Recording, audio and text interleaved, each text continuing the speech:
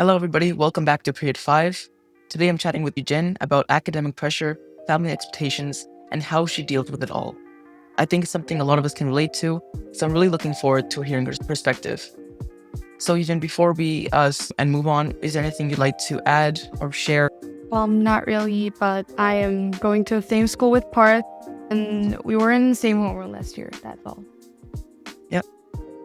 And okay, so I'm going to start with my first question. Yujin, can you tell us about times when academic pressure felt for you really intense?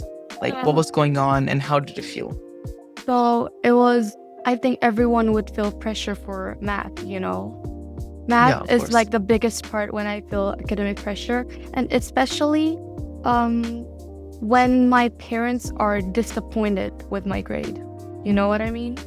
Because Yeah, that disappointment, it's hard. yeah, because I do my best every single time, but outcomes aren't like really good as I wanted or as I thought.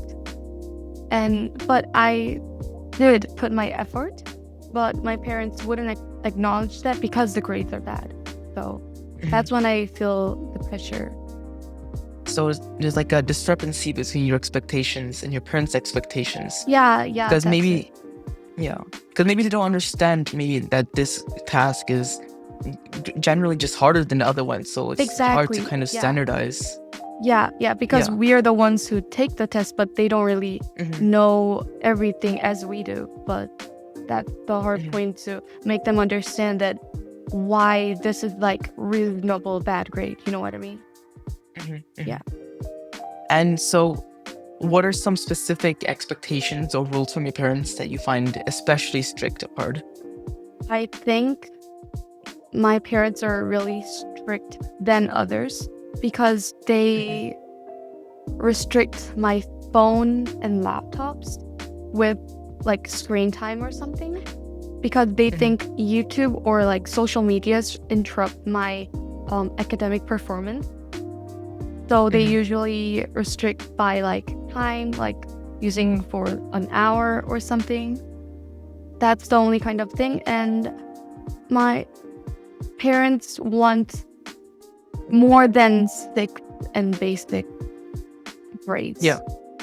Total out So of it's eight. Yeah. So like just going beyond, Yeah. above and beyond. So how do you feel with some of your parents' strict rules and expectations, like maybe with grades or with screen times, etc.? I feel like helps me in some aspects, because it is true that social medias are kind of waste of time, because I can do anything else than just scrolling my phone. But I feel like it is kind of tense because other parents don't really do that until now in my age, because I'm 16. I think it is kind of harsh, but it really helps me to study and focus more on my work. So in some aspects, it's also like helping you in some ways. So would you say that it is net positive or net negative, these parents' expectations on like a broader scale? I think I'm kind of optimist, but I do think it is a positive. It is annoying, like Yeah, of it is course. annoying, like every single time they interrupt me doing, what are you doing? And it is really annoying.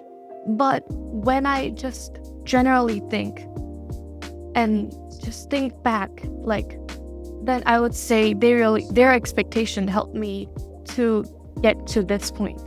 Because without their expectation, I wouldn't really try this hard, or I would be able to do these kind of things that I do right. But when you do fall short of their expectations, how does it feel? Like it must be difficult, or is it more just frustration? Or Frustration, the best word. But my parents don't really get mad at me about things. But I'm disappointed at myself too when they are disappointed at me, because I always like think I could do better, you know? So like this passive disappointment And constantly channeled at you. yeah, also like I feel bad, and yeah, like I feel guilty because because of the fact that they are disappointed and they really support me, and I think that's the reason I feel guilty about that. So when you feel like to this disappointment and you feel, as you mentioned, like guilty as well, are there certain, like, for example, methods you use, or how do you get through these moments? Because of course, like, you come out stronger, you try to become a better person. So what specifically helps you through this? First, I try to just relax and think that I am doing well. I am doing beyond my expectation, and I just think that it's not my fault. I try to think it's not my fault. And when I feel guilty, I study more. It's really boring answer, but that's the only way that you can break through that. There's no way around hard work. Yeah. So when I study during the weekends, I try to study just like I'm doing in the weekdays, because most of the people get more chill and relaxed and don't really put their effort and time to study in the weekends. But I do the same routine as the weekdays, so I get up at 8 a.m. and then I try to study until like lunch, until 12. Yeah, because that's like really good manage of my time, because I can focus better in the morning, because I always do that during the weekdays. So you just make the pattern regularly. How do you think your cultural background has shaped the expectations that you feel about school and success, like your personal expectations? I think I have like so much to talk about this, because I am from South Korea, and South Korea is one of the countries with a strong emphasis on education, right? Do you agree? Maybe. Yeah, of course. Yeah. I think it's general about many Asian countries. Yeah, it is. And I think that is why my parents and myself have big expectation. Like my parents do expect more of me at school, and to be among the best, like, in South Korea, like, culturally, it's not kind of cultural thing, but historically and more kind of geographically, like large population competing for limited spots for the top universities, and there's intense academic pressure. So my parents want me to do the same as South Korea, because I am aiming for South Korean universities right now, even though I'm studying at BBIS. And culturally, education is really highly valued. Maybe that's because of all the histories, like colonizations, and which is why we value education more, to be smarter and stronger. And and attending like good universities, prestigious universities, like often seen very as a standard. So that's why I think like cultural background, as a South Korean, my parents expect and I expect more from me. So you make a really good point about like this difference between education in Germany and South Korea. Like in Germany, we have a more lax approach to education. It's not as kind of competitive as I assume it is in South Korea. So do you think in general, like, this is a good thing, or like maybe a bad thing, living in Germany, for your college prospects? For my college, I think it is a good thing, because easier, like, to be realistic, it's easier to get good grades than in South Korea, because less people study harder, and there's like, it's less competitive. So when I get good grades and when I get good grade at last, then for attending South Korean university, it'll be really easy, because comparing to South Korea, it's, you know, easy because in South Korea, people study Yeah. harder than like they don't sleep and they study until like 2 in the morning. But in Mhm. Germany, I don't. So I think it's easier and chill. Yeah, so I have a lot of family and cousins in India, and they telling me the same thing. That just the pressure and the competitiveness there, it's absolutely crazy. So this also contributes to I heard a lot kind of bookish knowledge, like knowledge that doesn't have that many real world applications. Do you feel this is the same in South Korea?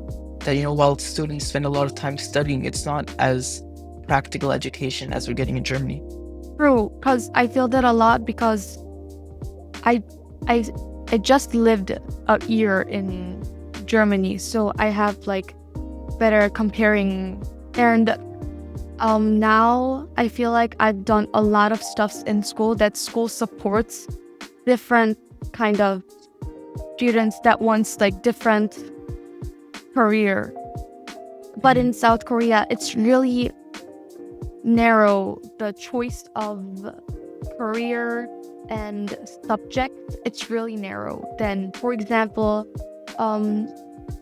in Germany, like a lot of like gist and kind of sports festivals and sports competitions are really like regular and they're like known and everyone can join.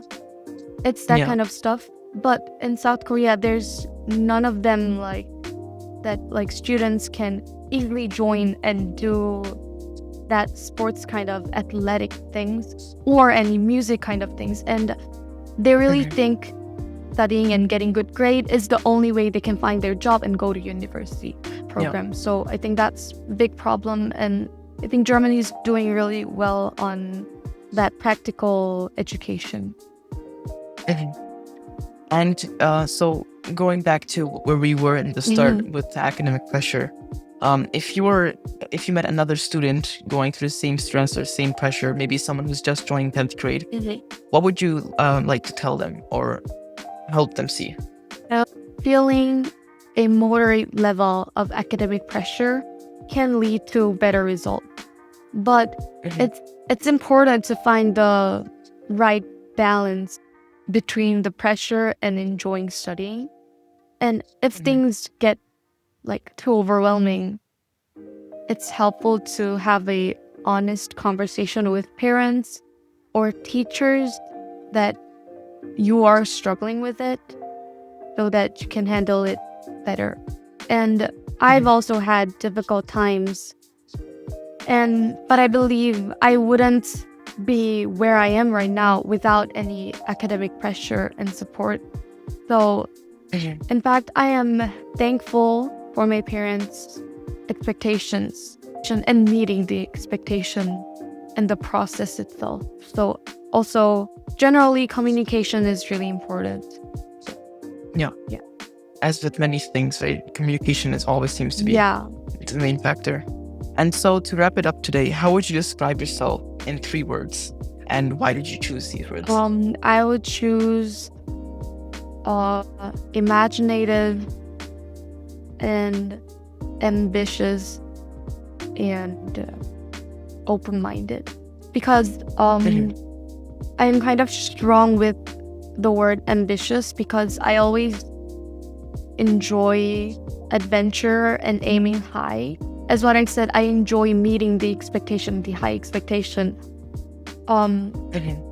Yeah, and I think I am creative person and I really like doing those kind of art and music stuffs. So I chose the word imaginative. And open-minded is because I always try to accept different facts and different ideas because none of them are like, for fact, there is wrong and right, but for ideas, there isn't any wrong idea. So I try to really perceive every ideas and thoughts. So that's why I chose. So yeah, as I said, I think we're reaching the end of our time today. Is there anything else you'd want to talk about or add before we finish? I would just like to say, everyone, to enjoy study and enjoy the expectation. Well, thank you so much for meeting with me, Yujin. It was really a pleasure, and I'll see you soon. Yeah. Bye. Bye.